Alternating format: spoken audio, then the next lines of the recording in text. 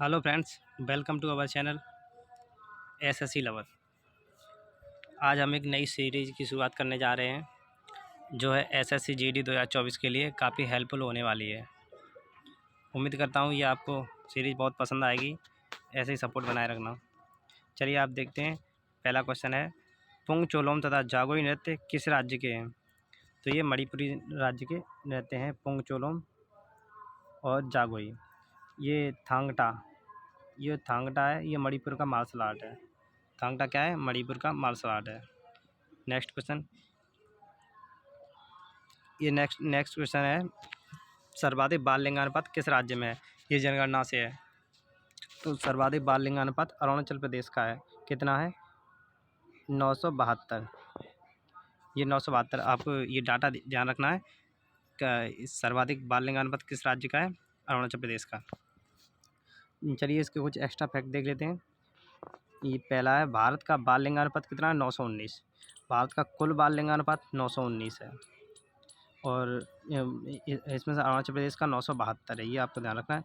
तो भारत ओवरऑल पूरे भारत के देश की बात करें तो वहाँ 919 है। ये डाटा 2001 में कितना था? ये डाटा 2001 में 927 था। और ये 2011 के अनुसार है, तो इसमें गिरावट आई है 8 अंक की। तो ये आपको ध्यान रखना है कि 2001 में ये डाटा 927 था और 2011 के अनुसार ये 919 रह गया है। आगे, जनगणना गृह मंत्रालय के अंतर्गत आता है। ये मैं आपको नेक्स्ट वीडियो में बता चुका हूँ, जो दिल्ली पुलिस के लिए सीरीज चल रही है उसमें। उस वीडियो को भी देखना। उस वीडियो की लिंक मैं डिस्क्रिप्शन बॉक्स में दे दूँगा। जनगणना गृह मंत्रालय के अंतर्गत आता है। यह एक संघ सूची का विषय है। जैसा कि आप जानते हो, यह एक संघ सूची का विषय है और इसमें 7वीं सूची में है, 7वीं अनुसूची शेड्यूल में है। ठीक। नेक्स्ट, जनगणना का दायित्व अनुच्छेद 246 के अंतर्गत है। जनगणना किस अंतर्गत आती है? वो आर्टिकल देखें तो 246 के अंतर्गत है। ये केंद्र सरकार के पास है इसका दायित्व। आगे देखिए, मुगल काल में अबुल फजल द्वारा रचित आईन अकबरी में जनगणना का उल्लेख मिलता है। जो मुगल सम्राट थे उनके समय जो अबुल फजल थे, उन्होंने आईन अकबरी लिखी थी। उसमें भी उन्होंने जनगणना का उल्लेख किया है। तो इससे पता चलता है कि मुगल काल के समय भी जनगणना हुई थी। नेक्स्ट है, आधुनिक पद्धति से जनगणना 1749 ईस्वी में हुई थी। अब आधुनिक पद्धति की बात करें तो ये 1749 स्वीडन में हुई थी। और 10 की जनगणना को अगर सर्वप्रथम देखा जाए तो वो 1790 में अमेरिका में हुई थी। अब कोई पूछा आपसे कि सबसे पहले 10 की जनगणना कहाँ हुई थी, तो 1790 अमेरिका में। और यदि पूछे उसके बाद इंग्लैंड में पूछे तो वो 1801 में शुरू हुई थी। ये आपको ध्यान रखना है। सबसे महत्वपूर्ण अमेरिका की। और एक ये क्वेश्चन आपसे बहुत पूछता है कि एक भारतीय शहर बताइए जिसकी पूर्ण जनगणना हुई थी। तो ये था ढाका। ये भारतीय शहर क्यों बोल रहा हूँ इसे?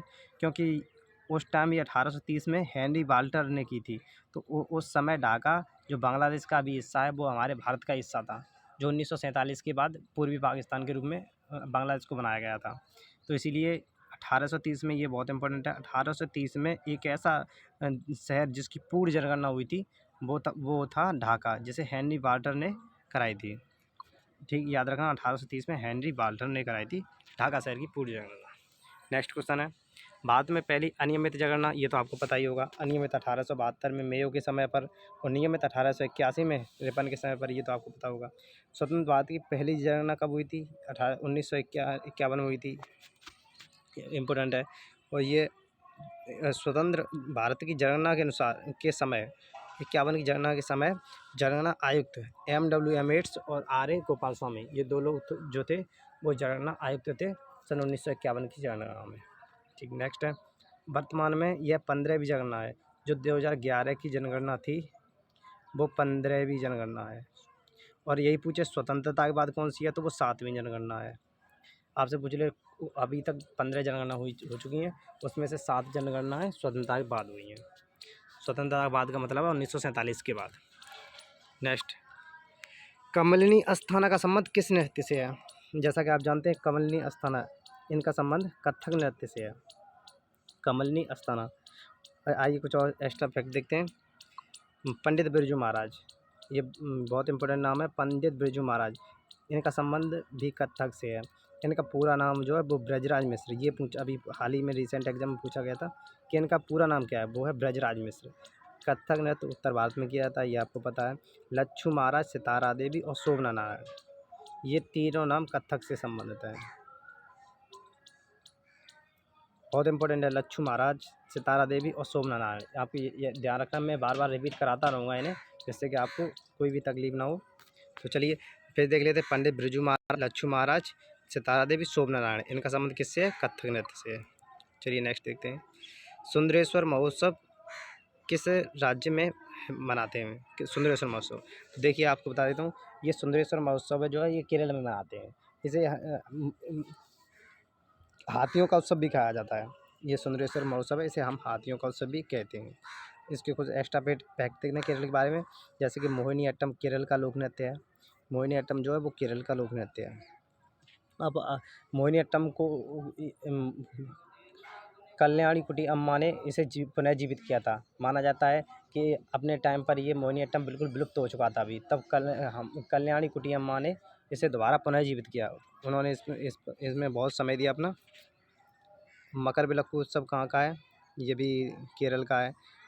कलामंडलम कल्याणी कुटी अम्मा का संबंध मोहिनी अट्टम से है। नृत्य से है, ये गलत है, यहाँ पर नृत्य से है।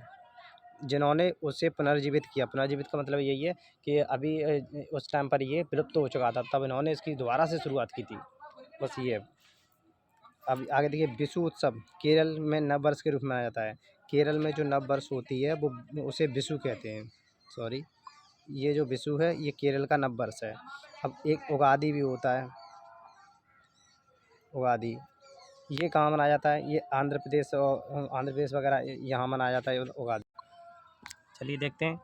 विशु, जैसा मैंने बताया विशु क्या है, ये केरल का नव वर्ष है। और उगादि आंध्र प्रदेश में बता चुका हूँ। आंध्र प्रदेश उगादि आंध्र प्रदेश का एक नव वर्ष है। आंध्र प्रदेश के सिवाय आंध्र प्रदेश, कर्नाटक,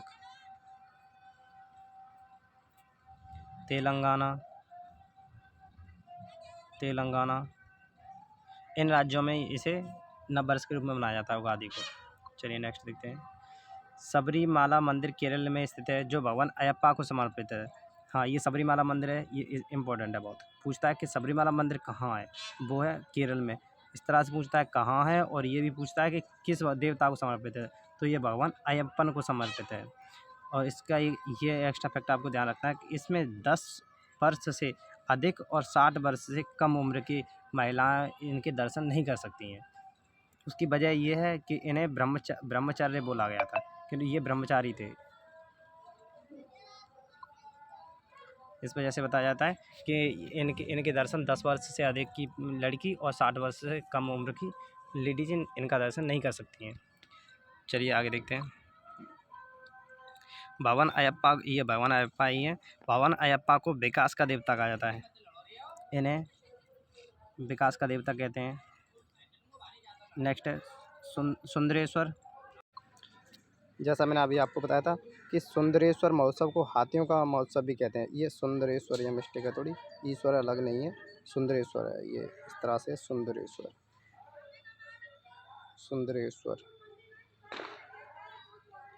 इस सुंदरेश्वर महोत्सव को हम हाथियों का उत्सव भी कहते हैं।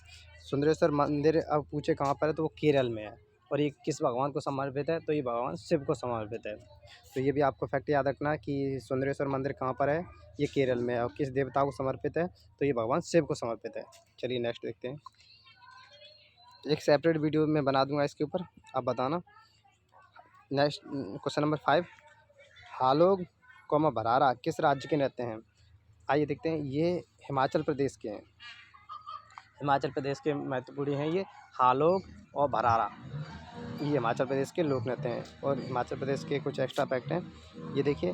नाटी, ये है नाटी नृत्य हिमाचल प्रदेश में किया जाता है। ये नाटी नृत्य हिमाचल प्रदेश में किया जाता है, जो भगवान श्री कृष्ण और गोपियों की रासलीला को संदर्भित करता है। ये इस चीज़ को ध्यान रखना कि नाटी नृत्य किससे संबंधित है, ये भगवान श्री कृष्ण और गोपियों की रासलीला से संबंधित है। ठीक, नेक्स्ट फैक्ट है इसका, हिमाचल प्रदेश, हाँ ये देखिए, सीएम और इसके गवर्नर, हिमाचल प्रदेश के राज्यपाल राजेंद्र विश्वनाथ अर्के, अर्लेकर हैं। कौन है? विश्वनाथ अर्लेकर, राजेंद्र विश्वनाथ अर्लेकर। और सीएम सुखविंदर सिंह सुक्खू। सीएम तो आपको पता ही होगा, हिमाचल प्रदेश के सीएम है सुखविंदर सिंह सुक्खू और राज्यपाल हैं राजेंद्र विश्वनाथ अर्लेकर। नेक्स्ट, अंगूर और सनबर्न किस राज्य के उत्सव हैं? अंगूर और सनबर्न जैसा आपको पता है ये गोवा के हैं। आप इन्हें रिलेट कर सकते हैं कि सन सूरज वाला और बर्न होता जलना, हल्की सी सन की धूप। तो आप इस तरह रिलेट करते हैं कि गोवा के बीच पर जाकर लोग वहाँ लेट जाते हैं धूप लेने के लिए, सन की धूप लेने के लिए, और वहाँ पर लेट कर आराम से वो अंगूर खा रहे हैं।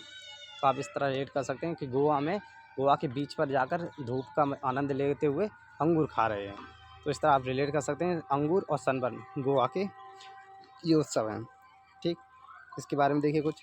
एक इसका प्रमुख नृत्य है साओ जोआओ। ये बहुत इंपॉर्टेंट नृत्य, कई बार पूछा गया कि साओ जाओ का संबंध किस राज्य से है, तो ये गोवा राज्य से है। और एक तरंगमेल और फुगड़ी, ये मैं आपको पहले बता चुका हूँ, रिपीट हो रहे हैं ये बार बार, इस जैसे आपको ये ध्यान रहेंगे अच्छे से। ये देखिए तरंगमेल तथा फुगड़ी गोवा के लोक नृत्य हैं।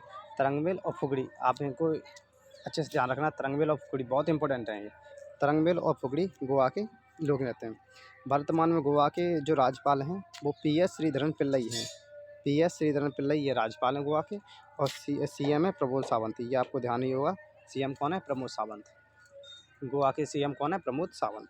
और PS श्रीधरन पिल्लई ये इसके राज्यपाल हैं। चलिए नेक्स्ट देखते हैं। भारत रत्न पाने वाले प्रथम प्रधानमंत्री कौन थे? तो प्रथम प्रधानमंत्री कौन थे? ये थे जवाहरलाल नेहरू, पंडित जवाहरलाल नेहरू।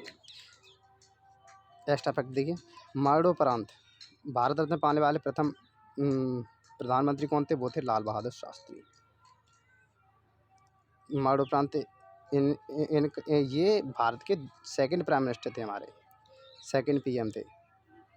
इन्हें 1966 में भारत रत्न दिया गया था। मरणोपरांत का मतलब होता है कि इन्हें मृत्यु के बाद ये उपाधि दी गई थी, सॉरी उपाधि नहीं, पुरस्कार दिया गया था इन्हें 1966 में। 11 जनवरी 1966 को इनकी ताशकंद समझौते में इनकी मृत्यु हो गई थी, जहर देकर इनकी मृत्यु कर दी गई थी। तो ये लाल बहादुर शास्त्री जी थे हमारे। जो ताशकंद उज्बेकिस्तान में भी पड़ता है, पहले ताशकंद रूस का हिस्सा था। चलिए आगे देखते हैं। और मरणोपरांत भारत रत्न पाने वाली प्रथम महिला, अगर महिलाओं पूछे तो वो अरुणा आसफ अली हैं। ये इंपॉर्टेंट हो जाता है नाम कि अरुणा आसफ अली। आपसे पूछे कि पहली मरणोपरांत भारत रत्न पाने वाली महिला कौन थी? वो थी अरुणा आसफ अली। और पहले प्रधानमंत्री पूछे जिन्हें मरणोपरांत भारत रत्न मिला था, तो वो थे हमारे लाल बहादुर शास्त्री जी। ठीक, नेक्स्ट देखिए, इंदिरा गांधी पहली महिला प्रधानमंत्री थी जिन्हें सन 1971 में भारत रत्न मिला। अब आपसे एक ये पूछ सकता है कि पहली महिला बताइए जिन्हें सबसे पहले भारत रत्न मिला। वो भी इंदिरा गांधी ही हैं। भारत रत्न पाने वाली पहली महिला भी इंदिरा गांधी जी ही हैं, और भारत रत्न पाने वाली पहली प्रधानमंत्री महिला भी यही है। आपसे ये पूछे पहली महिला बताइए जिन्होंने भारत रत्न मिला, तब भी इंदिरा गांधी। और ऐसे पूछे कि पहली महिला प्रधानमंत्री जिन्हें भारत रत्न मिला, तो वो भी इंदिरा गांधी जी ही है। आई होप समझ में आ गया होगा। डेट याद रखिए इनकी, 1971 में मिला था इन्हें। नेक्स्ट है, दूसरी महिला जिन्हें भारत रत्न मिला वो थी मदर टेरेसा। मदर टेरेसा जी को कब मिला? सन 1980 में। ये आपको ध्यान रखना है कि मदर टेरेसा जी को भारत रत्न कब मिला था? सन 1980 में मिला था। इन्हें 1979 में क्या मिला था, ये बताइए। भारत रत्न तो 80 मिला, और भारत रत्न इसी के तहत दिया गया था। कमेंट में बताइए कि इन्हें 1979 में क्या मिला था। चलिए नेक्स्ट देखते हैं, कहाँ तक हो गया? यहाँ इमेजिनरी होमलैंड्स किसकी पुस्तक है? ये पुस्तक थोड़ी इम्पोर्टेंट हो जाती है अपने आप में। इमेजिनरी होमलैंड्स ये सलमान रश्दी की पुस्तक है। सलमान रश्दी की काफ़ी अच्छी पुस्तकें हैं। आइए देखते हैं। The satanic versus, the same, east west, the golden house, ये थोड़ी ज़्यादा इम्पोर्टेंट है। The golden house Salman Rushdie की, ये इस पुस्तक को आप थोड़ा अच्छे से देखें। द गोल्डन हाउस किसकी पुस्तक है? सलमान रश्दी की पुस्तक है। ये बहुत इंपॉर्टेंट पुस्तक है। The god of small things, the god of small things, सन 1997। इस समय अरुंधति रॉय को मैन बुकर पुरस्कार इसी पुस्तक के लिए मिला था। मैन बुकर पुरस्कार पाने वाली प्रथम भारतीय महिला वो अरुंधति रॉय जी हैं। नेक्स्ट क्वेश्चन आएगा आगे। तो उन्हें 1997 में इसी पुस्तक के लिए मिला था, the god of small things. इनकी काफ़ी अच्छी अच्छी पुस्तकें हैं, माई सैडिशियस हर्ट, आज़ादी, the ministry of utmost happiness. ये अरुंधति रॉय जी की काफ़ी अच्छी पुस्तकें हैं। The god of small things ये बहुत इंपॉर्टेंट है, आप इसे इग्नोर ना करें। The god of small things और एक the ministry of utmost happiness, ये रिपीट मोड में कई बार पूछी गई हैं। ये दो पुस्तकें बहुत इंपॉर्टेंट हैं। अब आप इनकी पुस्तकें देखिए आगे। नेक्स्ट है द गोल्डन गेट और ए सूटेबल बॉय। इसमें थोड़ा माइनर डिफरेंस आपको मैंने यहीं लिख दिए दोनों, ए सूटेबल बॉय और अनसूटेबल बॉय।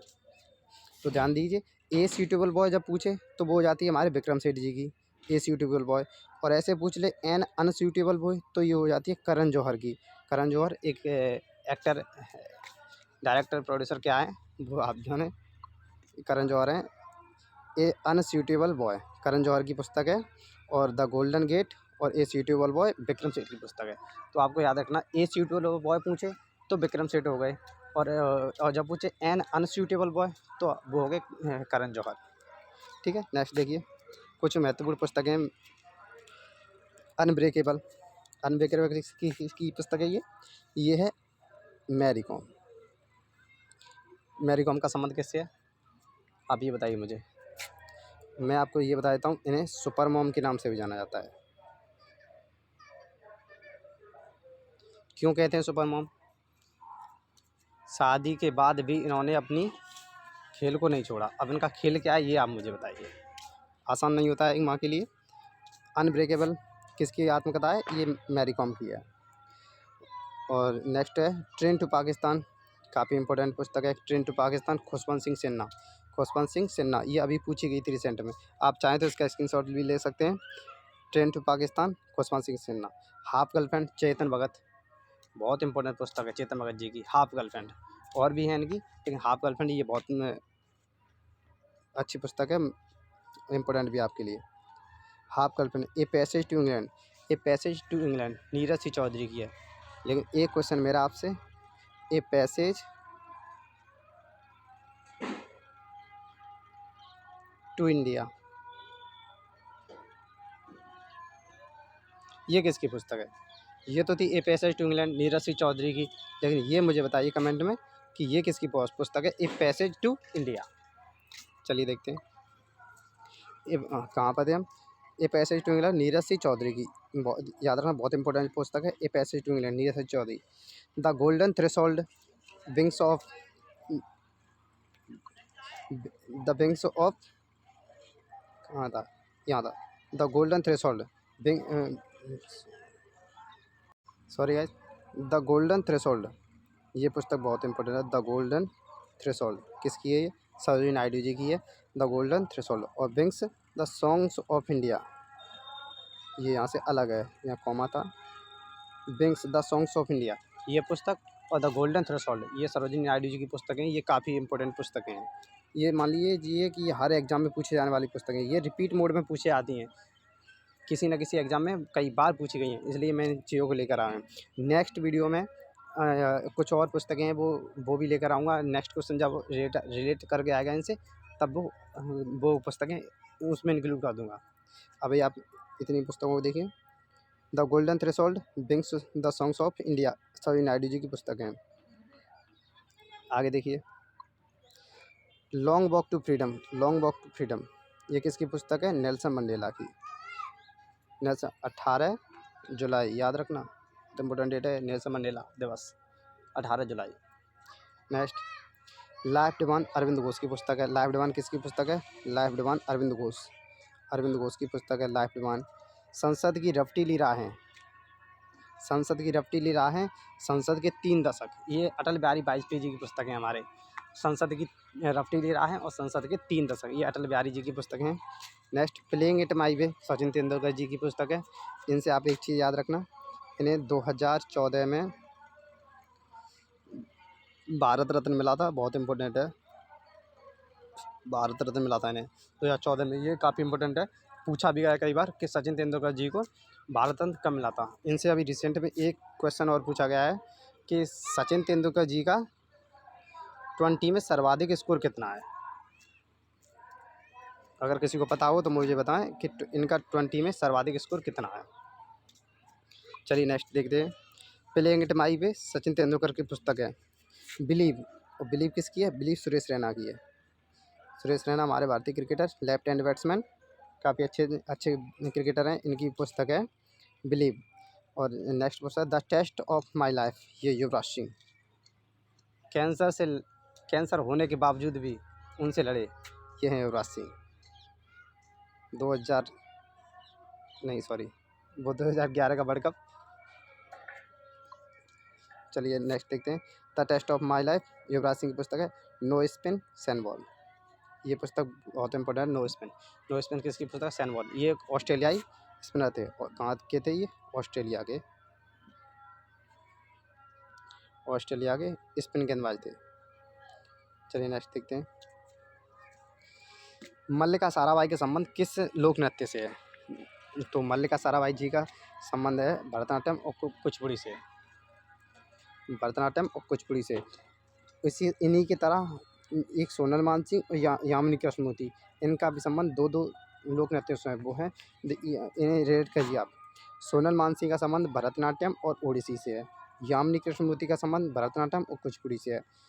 भरतनाट्यम भरतनाट्यम भरतनाट्यम तीनों जगह भरतनाट्यम है, यानी कि मल्लिका साराभाई का भी संबंध भरतनाट्यम से है, सोनल मानसिंह का भी भरतनाट्यम से है, यामिनी कृष्णमूर्ति जी का इनका भी नाम भरतनाट्यम से जुड़ा हुआ है। लेकिन एक चीज़, मल्लिका साराभाई और यामिनी कृष्णमूर्ति, ये दोनों कुचिपुड़ी भी करती हैं, कुचिपुड़ी। और जो सोनल मानसिंह हैं, ये अकेली हैं जो ओडिसी करती हैं। भरतनाट्यम तीनों करती हैं, लेकिन जो सोनल मानसिंह जी हैं वो ओडिसी करती हैं, भरतनाट्यम के साथ ओडिसी करती हैं।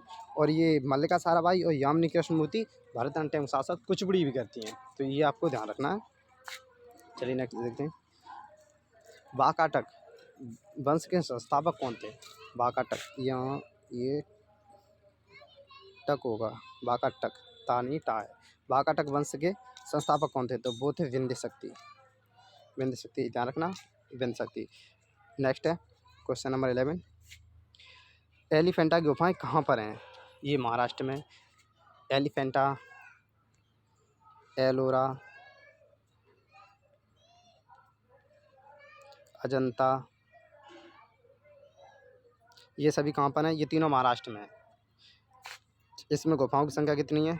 34। इसमें कितनी है? 29। इसमें कितने कितने हैं? इसमें 29 में 25 और 4 हैं। 25 को हम बिहार कहते हैं, बिहार यानी कि निवास स्थान जहाँ रहते हैं। और 4 जो हैं उन्हें चैत्य कहते हैं। चैत्य का मतलब होता है जहाँ पूजा करते हैं, पूजा उपासना करें उसे।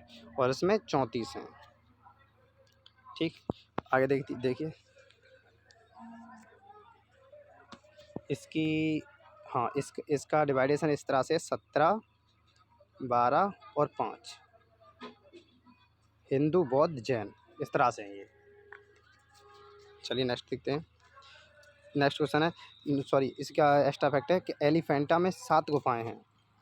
अब पूछे एलिफेंटा में गुफाएं कितनी हैं, तो वो 7 हैं। 7 को 5 हिंदू धर्म से संबंधित हैं और 2 बौद्ध धर्म से हैं। एलिफेंटा गुफाओं को 1987 में, ये इंपॉर्टेंट है, 1987 में यूनेस्को में शामिल किया गया था इन्हें। अब आपसे कोई पूछे कि यूनेस्को में कब शामिल हुई थी, तो ये 1987 में हुई थी। और एलिफेंटा में कितनी गुफाएं? टोटल 7 गुफाएं, 5 हिंदू धर्म के लिए और 2 बौद्ध धर्म के लिए। और मैंने आपको अभी बताया कि एलिफेंटा में कितनी, एलिफेंटा में 7 हो गई। एलोरा में कितनी थी? एलोरा में 34 थी, 17, 12, 5। और अजंता में कितनी है? 25, 4। ठीक, तीनों याद रखना आप। नेक्स्ट क्वेश्चन है, पोकोड झील और पूककोड झील किस राज्य में? ये दोनों अलग अलग हैं। पोकोड, ये डा है यहाँ पर, पोकोड झील और पूककोड झील किस राज्य में? ये केरल राज्य में। पोकोड और पूककोड, आप ध्यान रखना, कोड वर्ड आ रहा है, ये कोड, ये कोड और कोड, ये कोड वर्ड आता है तो समझना आप केरल में होगा। ठीक, तो ये कहाँ पर है? केरल में। अब आप इनसे रिलेटेड कुछ देख लीजिए कि सोलावरम झील, कुछ झीलें हैं, प्रमुख झीलें, जैसे सोलावरम, बरम है यहाँ पर, राम नहीं है, बरम, यहाँ रम है, सोलावरम। शोलावरम। शोलावरम झील तमिलनाडु में, हरके और सुखना झील पंजाब में है, अनसुपा झील उड़ीसा में और वखीरा झील यूपी में। ये आप ध्यान रखना। सुखना झील का नाम आपने शायद सुना होगा। हरके और सुखना झील पंजाब में, अनसुपा झील उड़ीसा में। आप इसका स्क्रीनशॉट ले लीजिए, मैं दोबारा फिर कभी इसे रिपीट कराऊंगा। एक बार आप अपने से देखिए, दोबारा मैं करा दूंगा तो भूलने के चांस बहुत कम रहेंगे। कुछ ये क्वेश्चन नंबर 13, डोलामाइट किसका अयस्क है? ये मैग्नीशियम का अयस्क है। कुछ अयस्क इंपॉर्टेंट अयस्क भी देख लेते हैं कि डोलामाइट किसका अयस्क है। अब जैसे कुछ इम्पोर्टेंट ही ज़्यादा नहीं है ये एक बार इस वीडियो में, नेक्स्ट वीडियो में भी कभी डाल दूंगा, तो ये आपको भूलने के चांस कम रहेंगे। तो जैसे पूछे डोलामाइट किसका अयस्क है, तो ये मैग्नीशियम का अयस्क है। नेक्स्ट है, अब कुछ प्रमुख अयस्क इस प्रकार हैं कि कैलामीन जस्ता का अयस्क है, क्रायोलाइट एल्यूमिनियम का है, पायरोटाइट गैलेना सीसा का है, क्यूपराइट तांबा का है।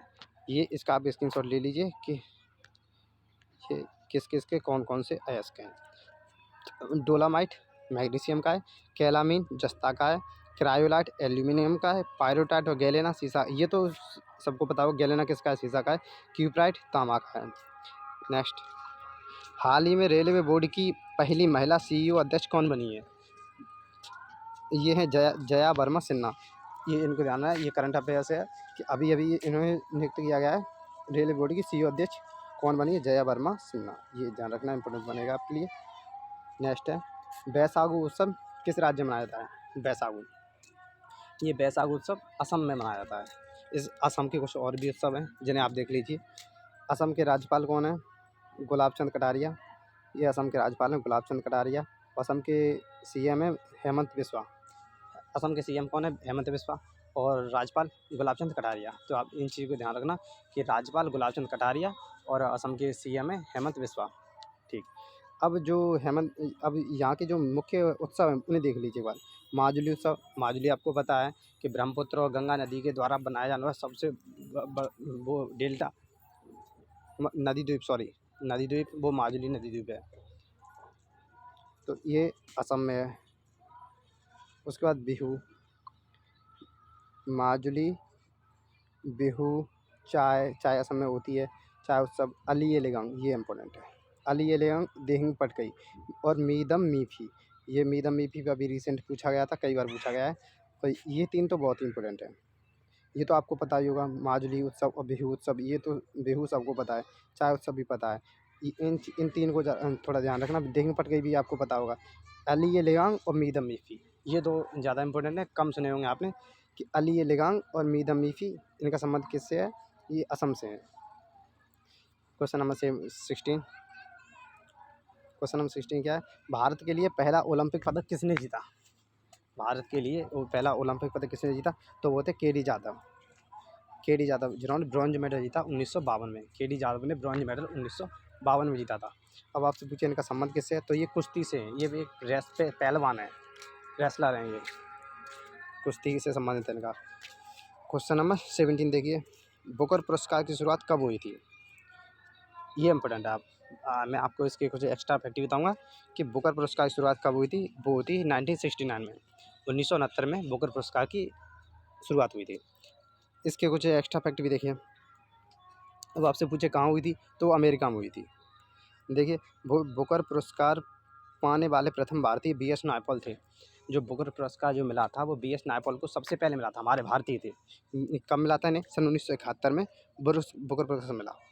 नेक्स्ट है, प्रथम भारतीय महिला बुकर पुरस्कार पाने वाली। अब ये तो BS नायपॉल जी हो गए जिन्हें 1971 में मिला था। और ये मैंने आपको पहले ही बताया था कुछ समय पहले, अभी थोड़ी नेक्स्ट क्वेश्चन में, कि 1997 में the god of small things के लिए किसे मिला था? अरुंधति रॉय जी को मिला था। अरुंधति रॉय जी को 1997 में the god of small things के लिए मैन बुकर पुरस्कार मिला था। ठीक, चलिए नेक्स्ट चलते हैं आगे। अंतर्राष्ट्रीय बुकर पुरस्कार की शुरुआत कब हुई थी? ये 2005 में हुई थी।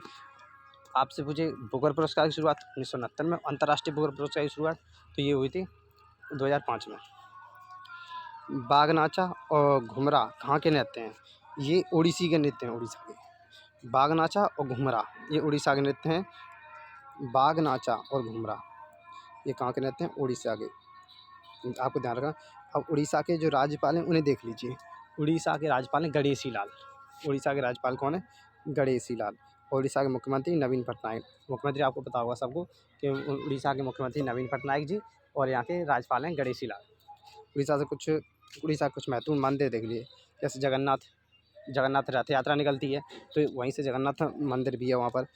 राजरानी मंदिर, मुक्तेश्वर मंदिर, लिंगराज मंदिर, ये सभी उड़ीसा में है। जगन्नाथ मंदिर, राजरानी मंदिर, मुक्तेश्वर मंदिर और लिंगराज मंदिर, ये आपको ध्यान रखना है। और रथ यात्रा, दुर्गा पूजा, कलिंग उत्सव, ये सभी उत्सव हैं। रथ यात्रा जैसे जगन्नाथ रथ यात्रा निकलती है तो जगन्नाथ मंदिर हो गया। रथ यात्रा भी उड़ीसा से है। दुर्गा पूजा उड़ीसा से संबंधित। और कलिंग उड़ीसा में है, कलिंग विजय, तो ये कलिंग वहाँ से याद रखिए। कलिंग उत्सव कहाँ मनाया जाता है, ये भी उड़ीसा में। नेक्स्ट क्वेश्चन है, मकर संक्रांति त्यौहार कब मनाया जाता है? ये देखिए, ये मकर संक्रांति ऐसा त्यौहार है, ये इसे अलग अलग राज्यों में अलग अलग नाम से जाना जाता है। तो वो यहाँ देखिए, ये इसे 14 जनवरी को मनाते हैं। मकर संक्रांति को 14 जनवरी को मनाते हैं। अब इसे देखिए कि इसे बिहार में दही चूड़ा कहते हैं। मकर संक्रांति को बिहार में दही चूड़ा, अब हमारी अपने यूपी में कहते हैं इसे मकर संक्रांति। यहाँ से इसे यहाँ पर मकर संक्रांति कहते हैं। पंजाब में इसे लोहड़ी कहते हैं। असम में इसे माघ बिहू कहते हैं। आंध्र प्रदेश में इसे पेड्डा पांडुगा कहते हैं। पेड्डा, यहाँ ये पेड्डा है, पेड्डा पांडुगा। इसे एक बार आप इसका स्क्रीनशॉट लीजिए कि ये बहुत इंपॉर्टेंट है कि कई बार पूछा गया है, अभी रिसेंट एग्जाम में कई बार पूछा गया था कि इसे कहाँ क्या कहते हैं। अलग अलग राज्यों के नाम देता है और पूछ लेता है कि माघ बिहू कहाँ कहते हैं, तो इसे असम में कहते हैं। तो आप इसका एक बार स्क्रीनशॉट ले लीजिए कि बिहार में दही चूड़ा, यूपी में इसे मकर संक्रांति कहते हैं, पंजाब में इसे लोहड़ी, असम में माघ बिहू और आंध्र प्रदेश में पेड्डा पांडुआ कहते हैं। नेक्स्ट, सॉरी, इतने ही सुनाज। आई होप आपको ये वीडियो पसंद आई होगी। चलिए, बाय, थैंक्स।